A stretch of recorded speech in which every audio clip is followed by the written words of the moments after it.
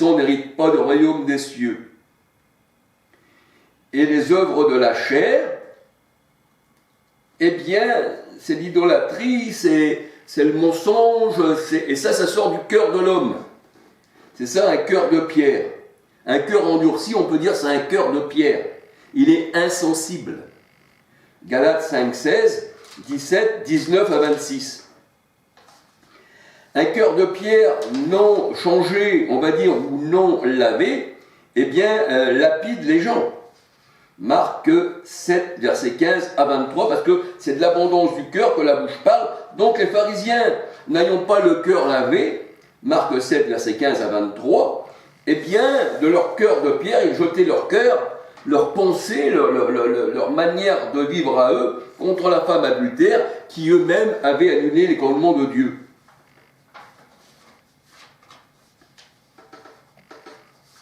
Alors on peut dire que non seulement l'homme qui est pollué du cœur, eh bien, projette ses mauvaises pensées malfaisantes, eh bien, contre les autres. Alléluia. Mais le Seigneur il dit que l'amour pardonne tout, l'amour comprend tout, sans pour autant, on va dire, critiquer ceux qui sont dans les religions, mais quand le Seigneur disait hypocrite, vous faites tout pour faire un prosélyte, mais vous êtes pire que celui que vous avez annoncé votre fausse doctrine, eh bien, le Seigneur il nous dit dénoncer aussi les œuvres des ténèbres, mais sans pour autant se combattre contre les gens. On peut donner notre opinion, on peut dire aussi que les choses qui ne vont pas, parce que c'est ce qu'il faisait le Seigneur, quand il leur disait vous êtes grandement dans l'erreur, mais là nous voyons que le Seigneur faisait ça par amour. Le Seigneur il n'a jamais jeté de pierre, il n'a jamais lapidé personne. Au contraire, il a donné sa vie aussi pour les pécheurs. Alors on peut dire que ces gens-là qui voulaient lapider eh bien, la femme adultère, eh bien ce sont les mêmes qui enlèvent ce que le Christ a mis dans le cœur des hommes. La bonne semence qui était dans le cœur des hommes, on peut dire que les pharisiens étaient là sur le chemin, ils attendaient, ils étaient symbolisés par les oiseaux qui représentent l'adversaire qui mange, qui enlève du cœur la bonne semence que Christ a mis dans nos cœurs. Matthieu 13, versets 4 à 19. Et la parole de Dieu nous dit qui cependant, ces oiseaux-là, qui veulent jeter la pierre à d'autres, enlèvent par leur fausse doctrine, et qui mettent leur doctrine, leur ivraie à la place, eh bien, ils veulent lapider la femme adultère, qui eux sont beaucoup plus condamnables devant le Seigneur que cette femme adultère, qui elle n'annonçait pas de fausse doctrine, mais qui aussi, selon la chair, c'était une femme adultère qui avait peut-être trompé son mari, mais alors que si elle avait été, parce qu'il y a beaucoup de gens, on peut dire, on dit des catholiques, on dit toutes sortes de religions, mais les catholiques ne connaissent même pas, ils ont été engrainés étant petits même, ils ne connaissent même pas leur religion, il y en a, ils ne savent rien du tout. C'est simplement, ils disent catholique, mais je ne pratique pas. Je ne suis pas pratiquant. Je suis croyant, je crois, je n'ai jamais lu la Bible, donc je crois à ce que le curé m'a dit, mais je ne suis pas pratiquant. Donc ça veut dire qu'il ne connaît pas le catholicisme. C'est comme si moi, Charles, je me dirais, mettons, appartenir au Seigneur, mais je ne pratique pas sa parole. Ou alors, je suis un boulanger, mais je n'ai jamais fait de pain. Ben oui. Je suis chirurgien, grand chirurgien, réputé, mais je n'ai jamais fait d'opération. Alors, tu n'es pas chirurgien. Je suis un grand maçon, mais je n'ai jamais construit. Je ne sais pas ce que c'est d'une brique. Eh bien, c'est un peu ça aussi. Voyez-vous ? Et là, cette femme-là, sûrement qu'elle devait être aussi adultère, peut-être qu'elle adorait aussi des faux dieux, c'est ça. Parce que le Seigneur est jaloux de son épouse. Alléluia. Alors, on peut dire que ces oiseaux-là, les pharisiens qui ont enlevé la bonne semence qui a été plantée dans le cœur, eh bien, des gens, alléluia, eh bien, la parole de Dieu, elle dit, eux-mêmes, ni ne sèment, ni ne moissonnent. Parce que le Seigneur a dit, tu moissonneras ce que tu as semé. Mais le moissonneur, c'était quoi? C'était aussi, la parole de Dieu, elle dit, eh bien, le Seigneur il dit qu'on récoltera ce qu'on a semé, alléluia. Donc ça peut être nous aussi les moissonneurs. Ça dépend ce qu'on moissonne, ça dépend ce qu'on sème.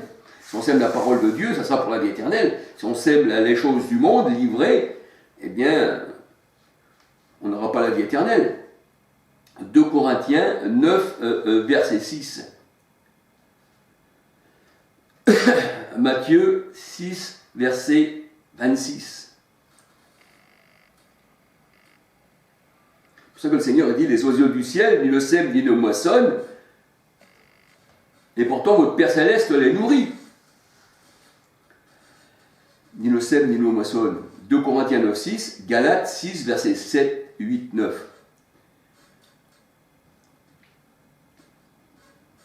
Les oiseaux ne sèment ni ne moissonnent, Matthieu 6, 26, mais votre Père Céleste les nourrit. Mais le Seigneur, quand il nourrit les oiseaux qui représentent le diable, il ne leur donne pas une nourriture spirituelle. Il les nourrit, mais il ne leur donne pas une nourriture spirituelle. Il leur donne une nourriture charnelle. À chaque nature, il donne la nourriture qui convient. Alléluia.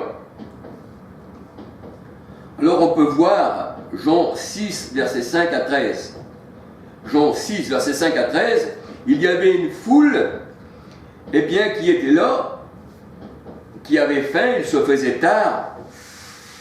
Et là, le Seigneur fait asseoir cette foule sur l'herbe et il multiplie les pains d'orge. Il multiplie les pains d'orge. Jean 6, versets 5 à 13. Et les pains d'orge représentent, eh bien, une nourriture terrestre. Jean 6, versets 22 à 27, c'est pour ça que cette foule-là suivait le Seigneur, non parce qu'ils aimaient bien sa parole, non qu'ils aimaient bien la vie éternelle c'est le Christ, mais parce qu'ils aimaient bien la nourriture terrestre. Et c'est pour ça que le Seigneur leur disait, vous me suivez non parce que je vous ai donné une nourriture céleste, mais une nourriture terrestre. Travaillez afin de manger cette nourriture céleste, non pour celle qui est de la chair. Jean 6, versets 22 à 27. Et les pains d'orge, eh bien, ça représente une nourriture d'hommes, c'est les hommes. Ézéchiel 13, versets 19 à 23. Les pains d'orge symbolisent la nourriture terrestre pour l'homme charnel. Mais l'homme ne vit pas seulement de pain charnel, de pain d'orge, mais de pain spirituel qui est le Christ.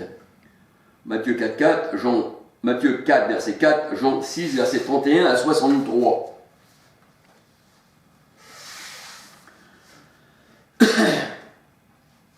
Et il est vrai que dans la parole de Dieu nous dit que nous sommes tous pécheurs. Nous sommes sauvés par pure grâce. C'est parce que le Seigneur a jugé bon, même avant la fondation du monde, puisque c'est une élection avant la fondation du monde, Éphésiens 1, 4, 5, et le Seigneur a jugé bon, eh bien, de nous sauver par grâce. Romains 5, versets 12, 13, 14.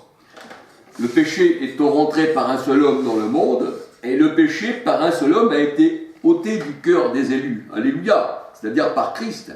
Romains 5, versets 12, 13, 14. Romains 3, 21, 28. Et si on dit que nous n'avons pas de péché, nous faisons Dieu menteur. 1 Jean 1, versets 8 à 10. Alors, il n'est pas étonnant que les pharisiens, qui veut dire séparés, parce que le mot pharisien veut dire séparé, et on peut dans un sens dire qu'ils étaient séparés de la vie éternelle du Christ.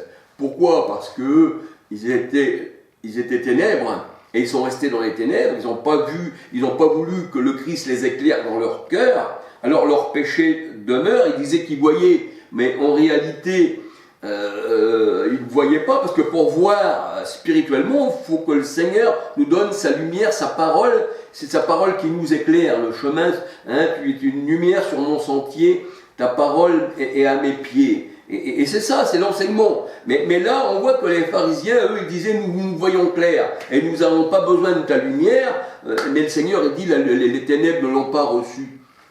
Et le Seigneur était venu justement dans le monde, la Bible elle dit, la parole de Dieu nous dit, pour que ceux qui ne voient point puissent voir, mais ceux qui disent voir, eh bien, ne puissent voir. Parce que le Seigneur a dit que dans Jean 12, versets 39 à 41, qu'il leur a fermé les yeux pour pas qu'ils n'entendent la parole, qu'ils ne comprennent du cœur, parce que c'est du cœur qu'on va comprendre, c'est de la pensée, hein, c'est pas autre chose, tout vient du cœur. C'est pour ça que la parole de Dieu elle dit que le Seigneur aussi, bien sûr, eh bien, il a endurci le cœur de Pharaon. Ah oui, Exode 7, verset 3. Mais on peut dire aussi que dans Jean 9, 39, le Seigneur était venu pour donner la lumière à d'autres et pour enlever la lumière à d'autres. Alléluia.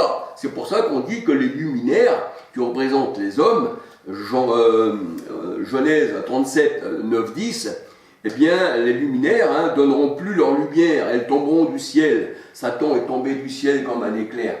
Et je vis les cieux ébranlés. Les cieux, c'est les hommes. Alléluia. Et je vis un autre ciel et une nouvelle terre. Ça veut dire que c'est un homme nouveau et des luminaires nouveaux. Alléluia. Et le Seigneur lui-même, il est le soleil de justice qui éclaire, et bien ses étoiles. Apocalypse 1:20, ses anges. Alléluia. Donc nous voyons que le Seigneur dit qu'il faut surpasser, c'est-à-dire les pharisiens. Si votre doctrine, si votre sagesse ne surpasse pas celle des pharisiens, eh bien vous périrez tous également. Alléluia. Pourtant, les pharisiens avaient du zèle dans leur religion. Ils avaient du zèle jusqu'à tuer, massacrer l'église. C'était ça, lapider. C'était massacrer, c'était écarteler, c'était tout ce que vous voulez, c'est ça. Tout ça, ça sort du cœur de l'homme. Mais celui qui appartient au Seigneur, le Seigneur dit aucun meurtrier, aucun assassin n'héritera du royaume des cieux. Et le Seigneur dit qu'il les a tués par l'épée qui sort de sa bouche, par la parole. C'est pour ça qu'il disait à Jérémie, ma parole dans ta bouche sera du feu et le peuple sera du bois. Alléluia. Le Seigneur il tue spirituellement parce que ceux qui ne marchent pas avec le Seigneur, c'est des morts et aucun mort ne peut hériter la vie parce qu'il n'a pas accepté Jésus-Christ qui est la vie éternelle. Et que le Seigneur vous bénisse, que le Seigneur vous garde. Un petit bonjour à tout le monde. Merci pour vos commentaires. Alléluia. Merci aussi de regarder mes vidéos. Mais ce n'est pas Charles qu'il faut regarder, bien sûr, mais c'est le Seigneur. Alléluia. Gloire au Seigneur. Une autre vidéo, si le Seigneur permet. Et je pense que ces vidéos peut-être vous intéressent. Alléluia. Je ne sais pas, je fais ça comme ça selon mon cœur. Alléluia. Mais quand le Seigneur parle et puis qu'il nous dit des choses, on le fait. Il m'a mis ça à cœur, le Seigneur, donc je veux le partager avec vous. Alléluia. Un pain partagé. Soyez bénis du Seigneur. Que le Seigneur vous bénisse. Alléluia. Gloire à son nom.